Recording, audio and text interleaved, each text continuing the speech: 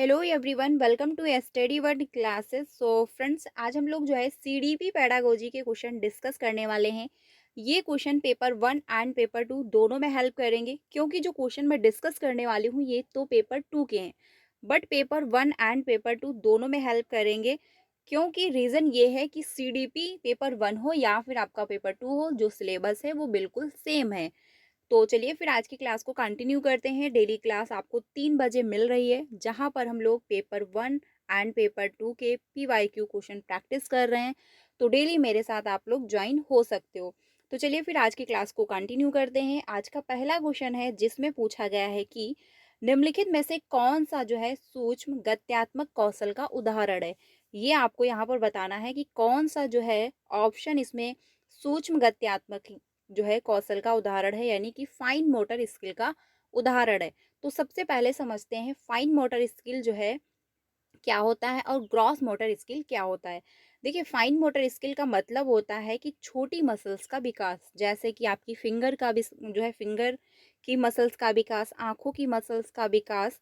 तो ये क्या है, फाइन मोटर स्किल में जाएगा, यानी इसमें क्या है, छोटी मसल्स का जो विकास हो रहा है। लेकिन वहीं पर अगर बात की जाए ग्रॉस मोटर स्किल की, तो ग्रॉस मोटर स्किल का मतलब होता है बड़ी मसल्स का विकास, जैसे कि आपकी पैरों की मसल्स का विकास होना, आपके हाथों की मसल्स का विकास होना। तो ये हो जाता है आपका ग्रॉस मोटर स्किल, यानी बड़ी मसल्स का विकास होना। ये जो है फाइन और ग्रॉस मोटर स्किल दोनों ध्यान रखिएगा, क्योंकि यहाँ से एक क्वेश्चन आपसे डेफिनेटली पूछता है और हर बार पूछता है। ठीक है, तो यहाँ पर जो पूछा गया है वो पूछा गया है फाइन मोटर स्किल। तो कौन सा राइट आंसर होगा? अब आई होप आप लोग जो है बता दोगे कि कौन सा इसका राइट आंसर होने वाला है। तो पहला है सड़क पर दौड़ना। जब आप सड़क पर दौड़ते हो तो जो है पैरों की मसल्स का डेवलपमेंट हो रहा होता है। ठीक है। नदी में जो है तैरना, यानी स्विमिंग कर रहे हो आप जो है इन रिवर, यानी आप नदी में जो है स्विमिंग कर रहे हो, तो स्विमिंग के टाइम आपके पैरों और हाथों का जो है जोर पड़ता है, यानी इसका प्रयोग आप कर रहे होते हो। फुटबॉल को लात से मारना, जब आप पैर से किक करोगे बॉल को, तो आपकी पैर की मसल्स का विकास है। तो पैर की मसल्स का विकास होना, यानी बड़ी मसल्स का विकास हो रहा है। तो यहाँ पर ग्रॉस मोटर स्किल होगा। लेकिन वहीं पर पूछा है धागे में मोती पिरोना। जब आप धागे में मोती को पिरो रहे होते हो, तो आप अपनी फिंगर का प्रयोग करते हो, और साथ ही आंखों आंखों का भी बहुत ध्यान से प्रयोग कर रहे होते हो, क्योंकि बहुत ध्यान से आप जो है मोती को धागे में पिरो रहे होते हो।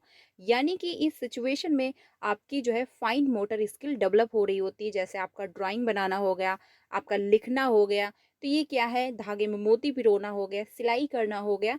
तो ये इसमें क्या है, आपका फाइन मोटर स्किल डेवलप हो रहा है, यानी कि छोटी मसल्स का जो है वो विकास हो रहा है। लेकिन वहीं पर सड़क पर दौड़ना, आप दौड़ रहे हो, रनिंग कर रहे हो, स्विमिंग कर रहे हो, जो है फुटबॉल को किक कर रहे हो, तो ये क्या है, इसमें बड़ी मसल्स का विकास है। आपको साइकिल चलाना हो गया, खेलना हो गया, तो इसमें क्या है, बड़ी मसल्स का विकास है। ठीक है, तो ध्यान रखिएगा, यहाँ पर जो राइट आंसर आपका होगा वो फोर्थ ऑप्शन बिल्कुल करेक्ट हो जाएगा। नेक्स्ट क्वेश्चन पे चलते हैं। अगला है क्वेश्चन जो है सेकंड, जिसमें पूछा है विकास का शीर्षगामी सिद्धांत अनुदेशित करता है कि विकास, यानी कि पूछा गया है सेफेलोकॉर्डल प्रिंसिपल। इसके पहले जो हम लोगों ने क्वेश्चन डिस्कस किए हुए थे उसमें पूछा था प्रॉक्सिमोडिस्टल डेवलपमेंट, बट यहाँ पर पूछा है सेफेलोकॉर्डल प्रिंसिपल। तो सेफेलोकॉर्डल प्रिंसिपल का जो मतलब होता है वो क्या होगा, हम लोग समझ लेते हैं। देखिए, सेफेलोकॉर्डल प्रिंसिपल का मतलब होता है कि डेवलपमेंट क्या होगा, सिर से पैर की तरफ जाएगा। लेकिन प्रॉक्सिमोडिस्टल डेवलपमेंट का मतलब होता है केंद्र से बाहर की तरफ होना। ठीक है, यानी बाहर की तरफ डेवलपमेंट होना। तो इसमें पहला ऑप्शन है सिर से पांव की ओर बढ़ता है, या फिर जटिल से सरल की ओर बढ़ता है, या फिर विशिष्ट से सामान्य की ओर जाएगा, या फिर केंद्र से बाहर की ओर। तो देखिए, जटिल से सरल की तरफ आपका नहीं होगा, विशिष्ट से सामान्य की तरफ भी आपका डेवलपमेंट नहीं होगा, क्योंकि डेवलपमेंट क्या होता है, सरल से कठिन की तरफ जाता है। ठीक है, और सामान्य से विशिष्ट की तरफ जा रहा होता है, बट इसका कोई यहाँ पर सेंस नहीं है। तो बाहर से केंद्र की तरफ ये भी आपका नहीं होगा। आंसर यहाँ पर जो राइट है वो आपका पहला है, यानी सिर से पाँव की तरफ बढ़ना, यानी हेड टू टो जाना। सेफेलोकॉर्डल प्रिंसिपल का मतलब होता है कि जो है सिर से पैर की तरफ बच्चे का डेवलपमेंट हो रहा है। एक छोटा बच्चा है, सबसे पहले वो अपना सिर संभालना सीखता है, उसके बाद जो है वो बैठना सीख रहा होता है, उसके कंधों पर जोर आता है, उसके कमर पर जोर आता है, फिर उसके फिंगर पे जोर हाथों पे जोर आता है, फिर फिंगर पे जोर है, यानी कि बच्चा सबसे पहले अपना सिर सँभालना सीखा, फिर उसके कंधे पर ज़ोर आया, फिर कमर पे आया, फिर पैरों पे ज़ोर आया, तब बच्चा बैठना सीखने लगा, फिर बच्चा खड़ा होना सीखा, फिर बच्चे ने चलना सीखा, फिर बच्चे ने दौड़ना सीखा। यानी सिर से पैर की तरफ ये डेवलपमेंट हुआ। लेकिन वहीं पर मान के चलिए सबसे पहले बच्चे ने अपना सर सँभाला, ये हो गया आपका सेफेलोगोडल प्रिंसिपल। लेकिन सबसे पहले जो है अगर बात की जाए प्रॉक्सिमोडिस्टल डेवलपमेंट की, तो सबसे पहले इसका क्या होता है केंद्र से बाहर की ओर, यानी कि सबसे पहले आपकी धड़कन आई, फिर आपके कंधों पर ज़ोर गया, फिर आपके हाथों पर ज़ोर आया, फिर आपके फिंगर पर।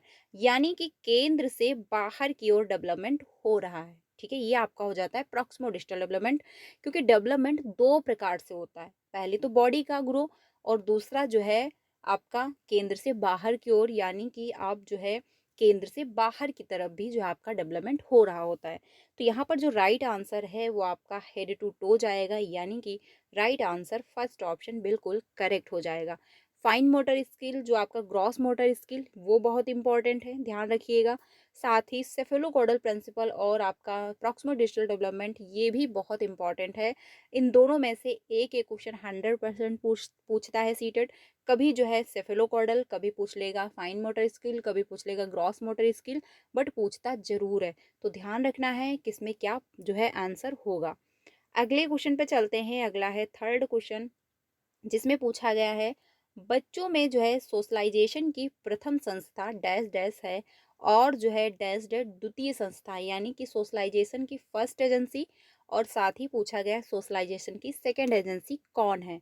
तो पहला ऑप्शन है एकदम नज़दीकी आस पड़ोस के लोग हैं और साथ ही जनसंचार माध्यम, यानी जो है नेबरहुड है, या और साथ ही सोशल मीडिया, या फिर मुद्रित माध्यम, या फिर धार्मिक संगठन, विद्यालय, परिवार और आपका कानून जो है और समाचार पत्र। तो बात यहाँ पर सबसे पहले हुई है प्रथम एजेंसी, यानी फर्स्ट एजेंसी आपकी कौन सी होती है। तो फर्स्ट एजेंसी जो है वो हर कंडीशन में क्या रहती है फैमिली, क्योंकि अगर फैमिली ऑप्शन में दिया है तो हमेशा फर्स्ट प्रायोरिटी आप दोगे फैमिली को ही, क्योंकि हर सिचुएशन में जो फैमिली है वो आपकी फर्स्ट एजेंसी में ही आता है। रीज़न ये है कि जब बच्चे का जन्म होता है तो वो सबसे पहले अपनी फैमिली से इंक्लूड होता है, अपनी माँ से, अपने जो है पिताजी से, जो है भाई बहन से, दादा दादी से, सभी सदस्य के जितने भी मेंबर हैं उनसे इंक्लूड होता है और उन्हीं के साथ रहना स्टार्ट करता है। और उसका सोशलाइजेशन जो है बोलने का तरीका, चलने का तरीका, बात करने का तरीका, खाने का तरीका, रहने का तरीका, ये सब कुछ बच्चा अपने समाज से, सॉरी अपने घर से सीखता है। उसके बाद वो आस पड़ोस के लोगों से सीख रहा होता है, क्योंकि जो है उसके पे आस पड़ोस के जो लोग होते हैं वो कैसे हैं ये भी डिपेंड करता है बच्चे के ग्रो पे। तो आस पड़ोस के जो लोग हैं उनका भी प्रभाव बच्चे पर बाद में देखने को मिल रहा होता है। तो अगर ऑप्शन में फैमिली नहीं दी गई है, इन केस कभी कभी ऐसा होता है सीटेड फैमिली को ऑप्शन में नहीं रखता है, तो आप नेबरहुड के साथ भी जा सकते हो, यानी आस पड़ोस के जो लोग हैं, क्योंकि फैमिली के जस्ट बाद बच्चा अपने आस पड़ोस के लोगों से कनेक्ट होता है। ठीक है, यानी आस पड़ोस के जो लोग हैं उसके दोस्त बने, उसके फ्रेंड बने, आस पड़ोस के जो लोग हैं उनसे कनेक्ट होता है, उनके बिहेवियर का भी उस पर असर पड़ रहा होता है। तो अगर फैमिली नहीं दिया गया है तो आप नेबरहुड के साथ भी जा सकते हो, कभी भी ऑप्शन गलत नहीं होगा, क्योंकि फैमिली के बाद जो है फर्स्ट एजेंसी में आपका नेबरहुड ही आता है। तो यहाँ पर पूछा है प्रथम एजेंसी, तो फर्स्ट एजेंसी जो है वो आपका विद्यालय तो होगा नहीं। अगर फैमिली आगे दिया होता तो आपका विद्यालय हो जाता, यानी थर्ड ऑप्शन करेक्ट हो जाता। लेकिन यहाँ पर पूछा है फर्स्ट एजेंसी, तो फर्स्ट एजेंसी अगर जो है फैमिली कहीं पर भी पहले नहीं दी गई है बट अगर नेबरहुड दिया है तो आपका ऑप्शन करेक्ट हो जाएगा। अब देखिए सीटेड जो है कंफ्यूज करने के लिए या फिर मान के चलिए क्वेश्चन को गलत करवाने के लिए थर्ड ऑप्शन बिल्कुल वैसा ही दे दिया है। अब जो यहाँ पर ध्यान नहीं देगा क्वेश्चन को वो आंसर को गलत कर देगा। रीज़न ये है कि एक माइंडसेट बनता है कि फैमिली जो है फर्स्ट एजेंसी है और विद्यालय जो है वो सेकंड एजेंसी है, और यहाँ पर फर्स्ट और सेकंड एजेंसी से ही रिलेट क्वेश्चन पूछा गया है। तो अगर आप क्वेश्चन को ध्यान से नहीं देखोगे तो आंसर को टिक करोगे थर्ड और जो है आगे बढ़ जाओगे, जो कि आपको लगेगा यस मेरा क्वेश्चन बिल्कुल राइट है, बट आंसर राइट नहीं है, वो गलत हो जाएगा। रीज़न ये है कि क्वेश्चन ने पूछा है सबसे पहले फर्स्ट एजेंसी, और क्वेश्चन जैसे पूछेगा आपको वैसे ही सीक्वेंस में आंसर देना है। तो अगर फर्स्ट एजेंसी पहले पूछा गया है तो आपको पहले फर्स्ट एजेंसी का ऑप्शन चूज करना पड़ेगा, उसके बाद देन आप देखोगे सेकंड एजेंसी क्या है। लेकिन यहाँ पर थर्ड ऑप्शन में दिया है पहले सेकंड एजेंसी और फिर जो दे दिया है फर्स्ट एजेंसी। तो आपको लगेगा यस बिल्कुल सही है, क्योंकि परिवार फर्स्ट एजेंसी है और विद्यालय सेकंड एजेंसी है, थर्ड ऑप्शन बिल्कुल करेक्ट होगा। बट ऐसा आपको नहीं करना है, ठीक है।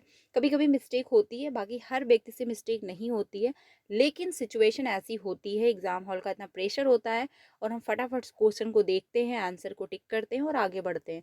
बट इसीलिए क्वेश्चन की प्रैक्टिस करना पहले से बहुत ज़्यादा ज़रूरी है। इसीलिए मैंने स्टार्टिंग में ही बोला था कि 1 मंथ पहले ही प्रीवियस के क्वेश्चन की प्रैक्टिस करना स्टार्ट कर देना, क्योंकि 1 मंथ जो है एटलीस्ट आप प्रीवियस के क्वेश्चन की प्रैक्टिस करो, तभी जाके अच्छे से क्वेश्चन को अटेंड कर पाओगे। तो यहाँ पर जो राइट आंसर होगा वो आपका फर्स्ट ऑप्शन होगा। सेकंड एजेंसी आपका जनसंचार माध्यम होगा, यानी जो सोशल मीडिया है, क्योंकि सोशल मीडिया से हम बाद में कनेक्ट होते हैं।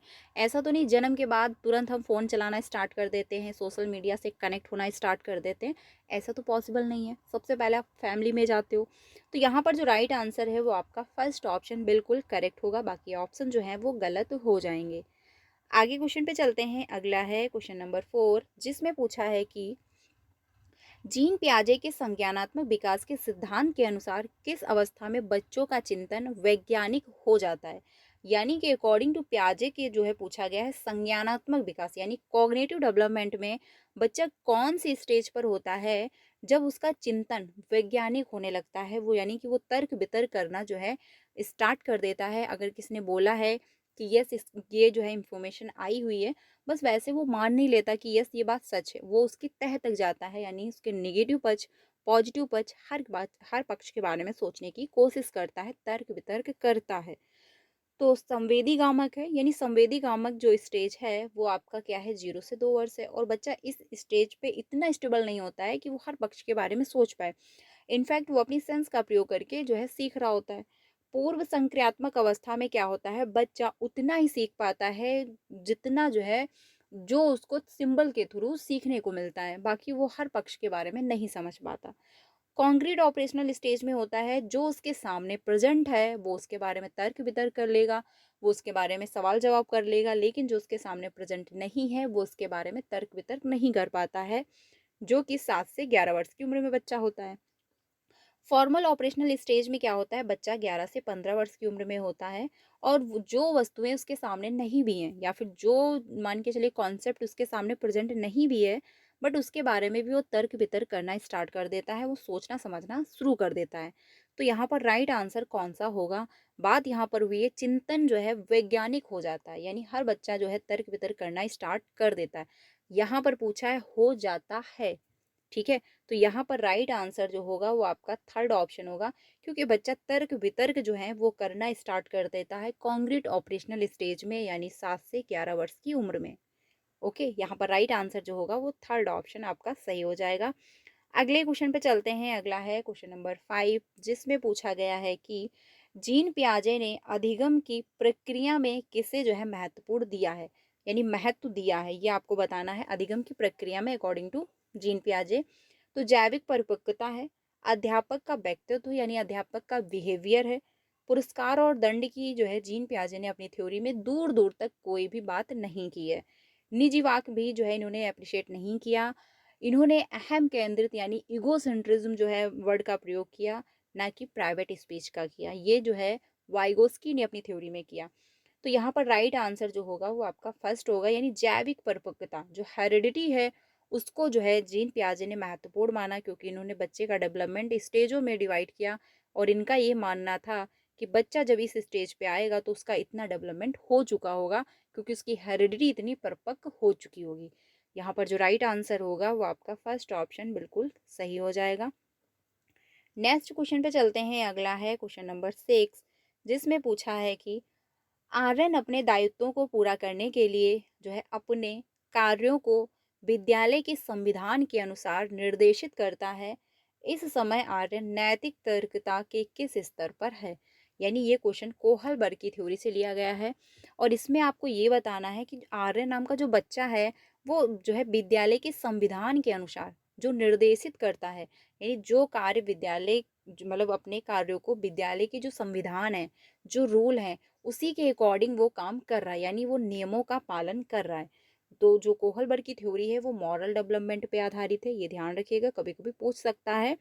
और इसमें जो है बताया गया है बच्चा नैतिक दुविधा में होता है, क्या सही और क्या गलत में बच्चा फ़र्क करता है और अपनी एज के अकॉर्डिंग वो जो है आंसर देता है कि यस, क्योंकि जब बच्चा छोटा है तो उसको पनिशमेंट से डर लगता है, वो इसलिए आज्ञा का पालन करता है कि कहीं मम्मी पिटाई ना कर दें, कहीं पापा पिटाई ना कर दें, इसलिए वो ऐसा बिहेव नहीं करता है। तो हर बच्चा अपनी स्टेज के अनुसार जो है आंसर दे रहा होता है, क्या सही है और क्या गलत है। तो यहाँ पर बच्चा यानी कि जो है रूल को फॉलो कर रहा है, जो नियम है उसी के अकॉर्डिंग जो है अपने जो है निर्देशित करता है, तो बच्चा कौन सी स्टेज पर हो जाएगा। तो पूर्व परंपरागत अवस्था है यानी प्री कन्वेंशनल स्टेज है, या कन्वेंशनल स्टेज है, पोस्ट कन्वेंशनल स्टेज है, या फिर अब्स्ट्रैक्ट कन्वेंशनल स्टेज हो जाएगा। तो यहाँ पर जो राइट आंसर होगा वो आपका कौन सा सही होगा। तो आंसर होगा आपका पूर्व परंपरागत अवस्था, यानी कि बच्चा इस स्टेज पर है कि उसको जो है यानी इसमें बच्चा सेकंड स्टेज पर होगा। फर्स्ट स्टेज में जो है 2 चरण होते हैं, उसमें बच्चा नहीं है, सेकंड स्टेज पर है, ये आप ध्यान रखना। आंसर यहाँ पर जो होगा वो आपका फर्स्ट ऑप्शन सही होगा, क्योंकि बच्चा इस स्टेज पर पहुंच चुका है, उसको ये पता है कि rule is the rule, rule को फॉलो करना है बिना किसी सवाल जवाब किए। अगले क्वेश्चन पे चलते हैं। नेक्स्ट है क्वेश्चन नंबर 7, जिसमें पूछा गया है, जब विद्यार्थी किसी प्रश्न का हल खोजने में अटक जाते हैं, यानी अगर कोई क्वेश्चन का आंसर उनको नहीं मिल पा रहा है, वो अटके हुए हैं यानी उनको समस्या हो रही है ढूंढने में, तब उन्हें मदद देने का प्रभावशाली तरीका कौन सा है। यानी कि बात यहाँ पर जो हुई है इसके फोल्डिंग की हो रही है अकॉर्डिंग टू वाइगोस्की, क्योंकि वाइगोस्की ने अपनी थ्योरी में जो है बताया हुआ है कि बच्चे को हाफ सॉल्व क्वेश्चन देना, टेम्परेरी हेल्प देना, संकेत देना, ये सब क्या है इसके फोल्डिंग के ही जो है एग्जाम्पल हैं। तो पहला है प्रत्यक्ष रूप से उत्तर बता देना, यानी आप डायरेक्ट जाके बच्चे को बोल दोगे यस इसका ये आंसर है। या फिर गलत उत्तर के लिए दंड देना, यानी अगर आंसर रॉन्ग आया है तो उसके लिए आप उसको पनिशमेंट करोगे, ये भी नहीं करना है। आंशिक रूप से हल या फिर समाधान प्रस्तुत करना, या फिर अप्रासंगिक सूचनाओं द्वारा प्रश्न को जटिल बना देना। तो ये आप तो काम बिल्कुल भी नहीं कर सकते, क्योंकि बच्चा ऑलरेडी जो है प्रॉब्लम क्रिएट कर रहा है, ऑलरेडी उसको प्रॉब्लम आ रही है, और आप और ज़्यादा प्रॉब्लम क्रिएट करोगे तो समस्या और बढ़ेगी। तो ऐसी आपको कंडीशन फॉलो नहीं करनी है। तो यहाँ पर जो राइट आंसर होगा, और ना ही आपको डायरेक्ट जाके क्वेश्चन का आंसर बता देना है कि अच्छा आप रहने दो, अपना दिमाग मत यूज करो, इसका ये आंसर हो जाएगा, ठीक है, ये भी आपको नहीं करना। यहाँ पर राइट आंसर होगा थर्ड, यानी आंशिक रूप से हल। आप हल्के से उसको बताओगे कि यस इस मतलब संकेत दोगे, हाफ सॉल्व क्वेश्चन दे दोगे, टेम्परेरी हेल्प कर दोगे, थोड़ी सी हिंट दे दोगे, जिससे बच्चा जहां पर भाई अटका हुआ है, जहां पर भी उसको समस्या हुई है, वो थोड़ा सा समझ लेगा और आगे बढ़ जाएगा, ठीक है। तो यहाँ पर राइट आंसर वो थर्ड ऑप्शन होगा, क्योंकि ऐसी सिचुएशन में बच्चा अपना भी दिमाग थोड़ा सा लगाएगा, वो चीज़ों को समझेगा। लेकिन अगर डायरेक्ट आप आंसर दे दोगे तो बच्चा अपना दिमाग नहीं लगाएगा, उसको आंसर पता चल जाएगा और आगे बढ़ेगा। तो यहाँ पर जो राइट आंसर है वो थर्ड ऑप्शन है, यानी कि इसके फोल्डिंग जो है बच्चे को दी जाएगी। अगले क्वेश्चन पे चलते हैं। नेक्स्ट है, विद्यार्थियों में संज्ञानात्मक विकास को समुन्नत करने के लिए लेव वाइगोस्की ने किसकी अनुशंसा की है, ये यहाँ पर आपको बताना है। तो व्याख्यात्मक शिक्षण है, या फिर उद्दीपन प्रतिक्रिया अनुकूलन है, या फिर निष्क्रिय अनुसरण है, या फिर समर्थिक जो है अधिगम है। तो कौन सा यहाँ पर राइट आंसर होगा। तो बात यहाँ पर हुई है लेव वाइगोस्की ने किसकी अनुशंसा की है, ठीक है। तो व्याख्यात्मक शिक्षण आपका नहीं होगा, क्योंकि व्याख्यात्मक शिक्षण में क्या होता है, बच्चा निष्क्रिय होता है, टीचर एक्टिव होता है, और टीचर जो है लेक्चर दे के चला जाएगा, हो सकता है बच्चा कुछ समझे भी ना, हो सकता है वो सो ही रहा हो। तो ये आपका पॉजिटिव नहीं माना जाता है, खासतौर पर नीचे की क्लासों में, यानी 1 से लेके 5th तक तो बिल्कुल भी नहीं, क्योंकि बच्चे छोटे होते हैं। उद्दीपक प्रतिक्रिया अनुकूल वाइगोस्की की थ्योरी में ये ऐड नहीं है। निष्क्रिय अनुसरण भी आपका बिल्कुल नहीं होगा, क्योंकि वाइगोस्की भी मानते हैं कि बच्चा एक्टिव रहेगा, एक्टिविटी करके बच्चा लर्निंग को करेगा। यहाँ पर राइट आंसर फोर्थ हो जाएगा, क्योंकि जो है सामर्थ्यिक अधिगम में आपका इंक्लूड होगा, इसमें जो है बच्चा और टीचर दोनों इंक्लूडेड हैं, साथ ही उनकी लर्निंग बेहतर हो पाएगी। आंसर होगा फोर्थ ऑप्शन आपका बिल्कुल करेक्ट।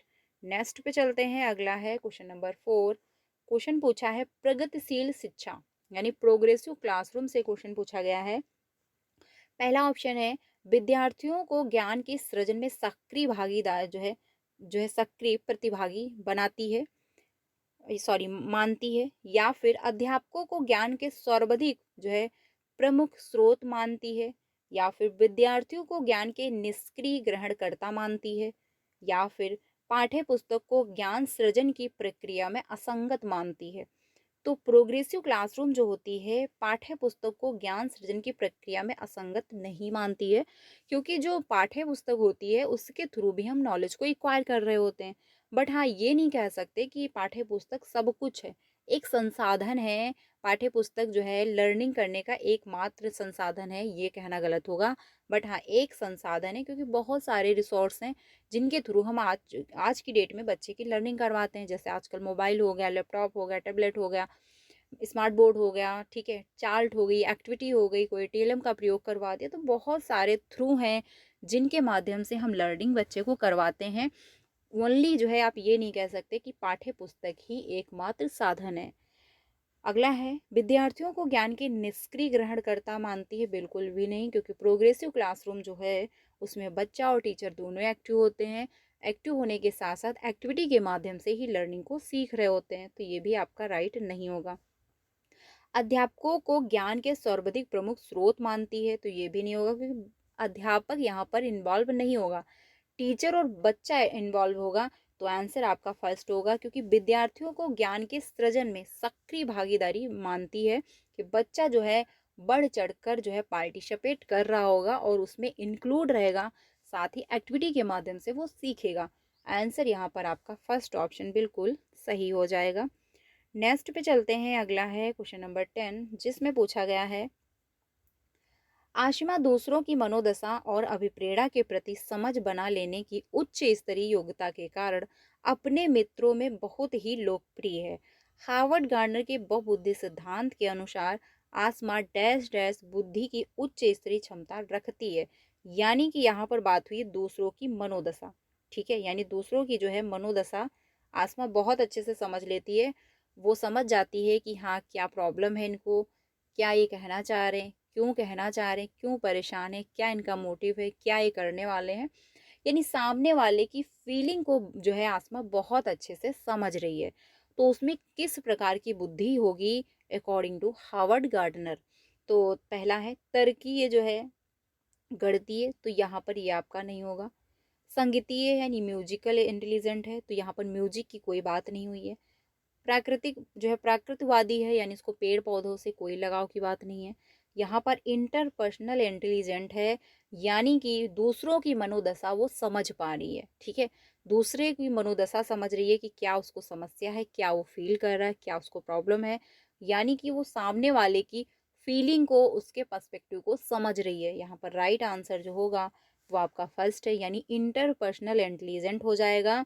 और अगर यहाँ पर खुद के बारे में होता, क्योंकि हम कभी कभी ऐसा भी होता है कि हम दूसरों की फीलिंग तो समझ रहे हैं, बट खुद की क्या फीलिंग है नहीं समझ में आता है, कि हम खुद क्या चाह रहे हैं, ठीक है, मेरा क्या लक्ष्य है, क्या मोटिव है, नहीं पता। तो एटलीस्ट खुद को समझने के लिए जो वर्ड का प्रयोग किया गया है हार्वर्ड गार्डनर की थ्योरी में, वो है इंट्रापर्सनल इंटेलिजेंट।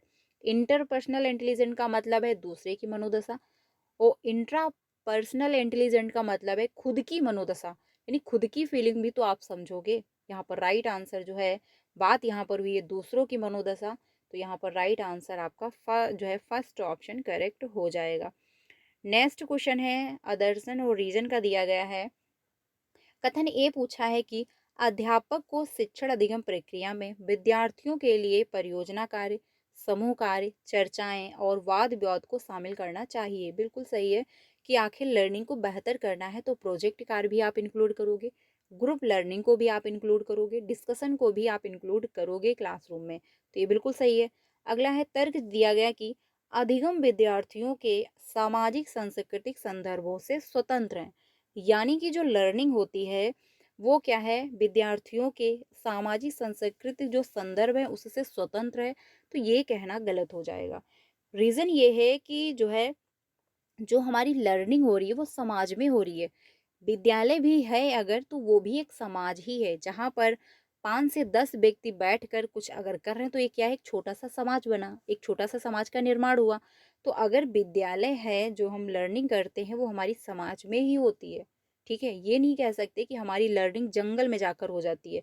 ऐसा तो पॉसिबल नहीं है, क्योंकि समाज में रहकर ही हम अपनी लर्निंग को बेहतर कर रहे होते हैं।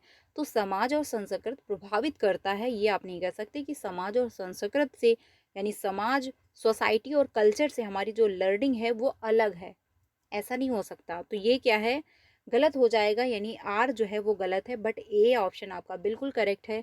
तो ऐसी सिचुएशन में ऑप्शन कौन सा होगा, फर्स्ट नहीं होगा, सेकंड नहीं होगा और फोर्थ भी नहीं होगा, थर्ड ऑप्शन आपका सही होगा। यानी ए सही है लेकिन आर जो है वो गलत हो जाएगा। ठीक है, यहाँ पर जो राइट आंसर है वो आपका फर्स्ट ऑप्शन बिल्कुल करेक्ट है। नेक्स्ट पे चलते हैं, अगला है, लड़के गणित में अच्छे होते हैं और लड़कियां संगीत और नृत्य में अच्छी होती हैं। यह कथन किसकी ओर इंगित करता है, यानी कि यहाँ पर जेंडर स्टेरियोटाइप को दर्शाया जा रहा है, क्योंकि ये बताया जा रहा है कि लड़के जो हैं वो मैथ में अच्छे हैं और ये बताया जा रहा है साथ में लड़कियां जो है संगीत में यानी म्यूजिक में और डांसिंग में अच्छी हैं। तो ये क्या है, एक जेंडर स्टेरियोटाइप को दर्शाया जा रहा है, क्योंकि ये कोई लिखा तो नहीं है कहीं पर कि यस लड़के मैथ में ही अच्छे होते हैं। इसका बहुत अच्छा उदाहरण है शकुंतलम। और ये भी आप नहीं कह सकते आज की डेट में कि जो है लड़कियां ही म्यूजिक में बहुत इंटरेस्ट है। आज की डेट में बहुत सारे ऐसे सिंगर हैं जो जेंट्स हैं, जो मेन हैं, जो यानी मेल हैं। तो ये जो है आजकल आज की डेट में नहीं आप कह सकते कि लड़के मैथ में अच्छे हैं, लड़कियां संगीत में अच्छी हैं, यानी कि आप फिक्स कर रहे हो, आप जेंडर स्टेरियोटाइप को दर्शा रहे हो, क्योंकि जो सदियों से चली आ रही परंपराएं हैं उसको आप जो है फॉलो कर रहे हो। आप ये बता रहे हो कि लड़के मैथ में अच्छे हैं, लड़कियां संगीत में अच्छी हैं। तो ये क्या है, एक जेंडर स्टेरियोटाइप को दर्शाया जा रहा है कि यस जो है पार्टिकुलर जो है डिवाइड किया जा रहा है कि लड़कियां ये काम में अच्छी हैं, लड़के इस काम में अच्छे हैं। तो यहाँ पर जेंडर स्टेरियोटाइप हो जाएगा, आंसर आपका फर्स्ट सही होगा। कोई भी सिचुएशन यानी कैसा भी क्वेश्चन पूछा गया है और वहाँ पर अगर लड़के और लड़की को कंपेयर किया जा रहा है या फिर निर्धारित कर दिया जा रहा है कि लड़कियां ये काम करेंगी, लड़के ये काम करेंगे, तो वहाँ पर हमेशा जेंडर स्टेरियोटाइप को दर्शाया जाएगा। हमेशा राइट आंसर आपका जेंडर स्टेरियोटाइप ही होगा। आंसर यहाँ पर भी आपका फर्स्ट ऑप्शन ही करेक्ट हो जाएगा। ये क्वेश्चन बहुत इंपॉर्टेंट है, क्योंकि ये जो है जेंडर स्टेरियोटाइप से हमेशा क्वेश्चन पूछा जाता है। ठीक है, अगले क्वेश्चन पे चलते हैं। अगला है क्वेश्चन नंबर 13 में पूछा है, विद्यार्थियों के विविध प्रकार की अधिगम आवश्यकताओं को संबोधित करने के लिए अध्यापक को क्या जो है नहीं करना चाहिए। ये यहाँ पर आपको बताना है कि क्या टीचर को नहीं करना चाहिए। निगेटिव क्वेश्चन है और निगेटिव का निगेटिव आंसर हो जाएगा। तो विषय वस्तु को विभिन्न तरीकों से प्रस्तुत करना चाहिए, ये बात बिल्कुल सही है। विद्यार्थियों में अधिगम और स्वनियमन कौशल विकसित करना चाहिए, ये भी बात अच्छी है। विद्यार्थियों को जो है निपुण उन्मुखी लक्ष्य बनाने के लिए प्रोत्साहित करना चाहिए, ये भी बात बिल्कुल सही है। विद्यार्थियों को जो है उनके सामाजिक संदर्भों के आधार पर जो है नामनीकरण और वर्गीकरण करना चाहिए, बस यही काम टीचर को नहीं करना है। लेकिन यहाँ पर यही आंसर सही होगा, क्योंकि हमको निगेटिव का निगेटिव आंसर देना है।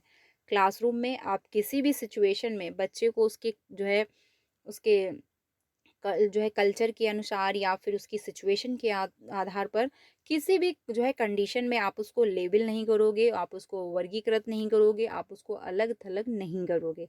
यहाँ पर राइट आंसर जो होगा वो आपका फर्स्ट ऑप्शन सही हो जाएगा। नेक्स्ट पे चलते हैं, अगला है क्वेश्चन नंबर 14 में पूछा गया है कि गतिविधि के दौरान अधिगम जो है अंतरों को समझने के लिए आकलन का प्रभावशाली तरीका कौन सा नहीं है। निगेटिव का निगेटिव आंसर हो जाएगा, ये ध्यान रखना है। तो स्व आकलन आपका बेस्ट होता है, यानी सेल्फ असेसमेंट बेस्ट होता है, क्योंकि खुद से बच्चा एनालिसिस करता है और खुद के द्वारा वो कमियों को ढूंढ पाता है और फिर खुद पे काम करता है, तो वो ये लर्निंग बेहतर होती है। सहपाठी अधिगम यानी ग्रुप लर्निंग बेस्ट है। रचनात्मक आकलन आपका बेस्ट है, लेकिन मानकीकृत परीक्षणों पर आधारित अधिगम जो है आकलन, ये आपका निगेटिव है और निगेटिव का निगेटिव आंसर सही होगा, क्योंकि मानकीकृत यानी सभी के लिए आप एक जैसा रूल फॉलो करके एक ही तरीके से असेसमेंट नहीं करोगे। ठीक है, यानी सभी से बच्चों से बोल दिया 2 घंटे में करके कंप्लीट करके वर्क देना है। अब कुछ बच्चों को लिखने में प्रॉब्लम है, कुछ बच्चे धीरे लिखते हैं, कुछ कोई डिसेबिलिटी हो सकती है। तो ऐसे सिचुएशन में आप थोड़ा सा लचीलापन लाओगे, करिकुलम में थोड़ा सा लचीलापन होगा और जैसा बच्चा होगा उसके अकॉर्डिंग ही आप उसका असेसमेंट करोगे। तो यहाँ पर राइट आंसर जो होगा वो फर्स्ट होगा, क्योंकि यही प्रभावशाली तरीका नहीं है। बाकी थर्ड और सेकंड और फोर्थ ऑप्शन आपके बिल्कुल सही थे। अगले क्वेश्चन पे चलते हैं, अगला है क्वेश्चन नंबर 5, जिसमें पूछा गया है निम्नलिखित में से कौन सा प्रश्न विद्यार्थियों में समालोचनात्मक चिंतन को समुन्नत करेगा, यानी क्रिटिकल थिंकिंग को जो है समुन्नत कर रहा है। तो 523 को जो है 62 से गुणा करो तो इसका फिक्स आंसर आ जाएगा, यानी 523 को अगर 62 से आप डिवाइड करोगे तो उसका फाइनल आंसर इंटू करोगे तो आपका फाइनल आंसर आएगा। चाहे 5 बच्चों से करवा लो, चाहे आप 10 बच्चों से करो, बिल्कुल राइट इसका आंसर निकलेगा एक ही। हरियाणा जो है कब एक स्वतंत्र राज्य बना, इसका भी एक पार्टिकुलर फिक्स आंसर है। गंगा नदी का उद्गम कहाँ से हुआ, इसका भी पार्टिकुलर एक फिक्स आंसर है। आप अपने शहर में जल जो है भराव की समस्या का समाधान कैसे करेंगे, ये आपका जो है समालोचनात्मक जो चिंतन है उसको दर्शा रहा है, यानी क्रिटिकल थिंकिंग जो है ये डेवलप कर रहा है। क्योंकि सभी के शहर की अलग अलग सिचुएशन होगी और अलग अलग थिंकिंग आएगी। अब ऐसे सिचुएशन में अगर 2 बच्चों से आप क्वेश्चन पूछोगे तो 2 प्रकार का आंसर आएगा, 10 बच्चों से पूछोगे तो 10 प्रकार का आंसर आएगा, क्योंकि पार्टिकुलर इसका फिक्स एक आंसर नहीं है। तो यहाँ पर क्या है, क्रिटिकल थिंकिंग जो है वो डेवलप हो रही है। आंसर आपका फोर्थ ऑप्शन बिल्कुल करेक्ट हो जाएगा। तो इसमें जो है राइट आंसर फोर्थ होगा, क्योंकि इसी के थ्रू जो है क्रिटिकल थिंकिंग डेवलप हो रही है। ठीक है, तो फ्रेंड्स आज के लिए इतना ही रखते हैं, यानी आज हम लोगों ने 15 क्वेश्चन कंप्लीट कर लिए हैं। कल हम लोग 16 से स्टार्ट करेंगे, यहीं यानी कि यहीं से जो है आगे से कंटिन्यू करेंगे। ये क्लास आपको कल 3 बजे मिल जाएगी, तो आप लोग ज्वाइन कर लीजिएगा। बाकी क्लास कैसी लगी कमेंट में ज़रूर बताइएगा, और डेली 3 बजे ज्वाइन करिए, क्योंकि जो है ज़्यादा टाइम सीटेड में बिल्कुल भी नहीं बचा हुआ है। क्लास अच्छी लगी हो तो प्लीज़ लाइक कर दीजिएगा और अपने सारे फ्रेंड को शेयर करिएगा। पहली बार आए हो चैनल पे तो सब्सक्राइब कर लीजिएगा, क्योंकि आपको टीचिंग से रिलेटेड सारी ऑफिशियल अपडेट टाइम से मिल जाती है। मिलते हैं नेक्स्ट वीडियो में। Thank you.